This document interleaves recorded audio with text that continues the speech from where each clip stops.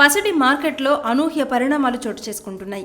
వరుసగా 4వ రోజు బంగారం ధరలు తగ్గుముఖం పట్టడంతో పెట్టుబడిదారులు, కొనుగోలుదారుల దృష్టి అంతా ఇప్పుడు బులియన్ మార్కెట్పై కేంద్రీకృతమైంది.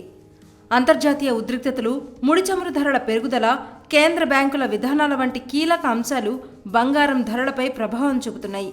ఈ నేపథ్యంలో ప్రస్తుతం ధరలు మరింత పడిపోతాయా, లేక ఇదే సరైన కొనుగోలు సమయమా అన్న ప్రశ్నలు కనిపిస్తున్నాయి. ఇప్పుడు తాజా రేట్లు, మార్కెట్ విశ్లేషణ గురించి ఈ వీడియోలో తెలుసుకుందాం. పసిడి ప్రియులకు ప్రస్తుతం ఇది మంచి అవకాశం దొరికినట్లే కనిపిస్తోంది. దేశీయ బులియన్ మార్కెట్లో బంగారం ధరలు వరుసగా 4వ రోజు తగ్గుముఖం పట్టాయి. అంతర్జాతీయ పరిస్థితులు, పెట్టుబడిదారుల వ్యూహాలు, ముడి చమురు ధరల మార్పులు ఇవన్నీ కలిసి పసిడి రేట్లపై ప్రభావం చూపుతున్నాయి. గత 4 రోజుల్లోనే తులం బంగారం ధర సుమారు 2,800 రూపాయలు తగ్గింది. తాజాగా ఏప్రిల్ 24న హైదరాబాద్ మార్కెట్లో 24 క్యారెట్ల బంగారం ధర 10 గ్రాములకు 600 మేర తగ్గి 1,52,950 రూపాయలకి చేరింది. అలాగే 22 క్యారెట్ల ఆభరణాల బంగారం ధర కూడా 550 రూపాయల మేర పడిపోయి 10 గ్రాములకు 1,40,200 వద్దకు నమోదైంది. బంగారం ధరల పతనానికి ప్రధాన కారణాల్లో అంతర్జాతీయ ఉద్రిక్తతలు కీలకంగా మారాయి. ముఖ్యంగా పశ్చిమాసియాలో నెలకొన్న ఉద్రిక్త పరిస్థితులు, ఇరాన్, అమెరికా మధ్య ఉద్రిక్తతలు మార్కెట్లపై ప్రభావం చూపుతున్నాయి. హర్ముజ్ జలసంధి అంశం కూడా ఇంధన సరఫరాపై అనిశ్చితిని పెంచింది.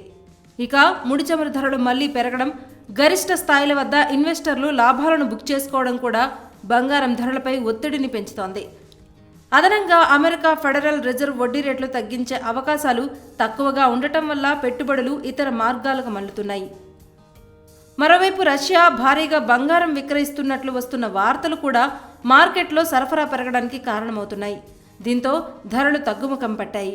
అయితే బంగారం మాత్రమే కాకుండా వెండి ధరలు కూడా గణనీయంగా పడిపోయాయి. గత 4 సెషన్లలో కిలో వెండి ధర దాదాపు 15,000 వరకు తగ్గగా ఒక్కరోజులోనే 5,000 రూపాయలు పడిపోయింది. ప్రస్తుతం హైదరాబాద్ మార్కెట్లో కిలో వెండి ధర 2,65,000 వద్ద కొనసాగుతోంది. ప్రస్తుత పరిస్థితుల్లో బంగారం ధరలు తగ్గడం పెట్టుబడిదారులకు ఒక అవకాశం కావచ్చు.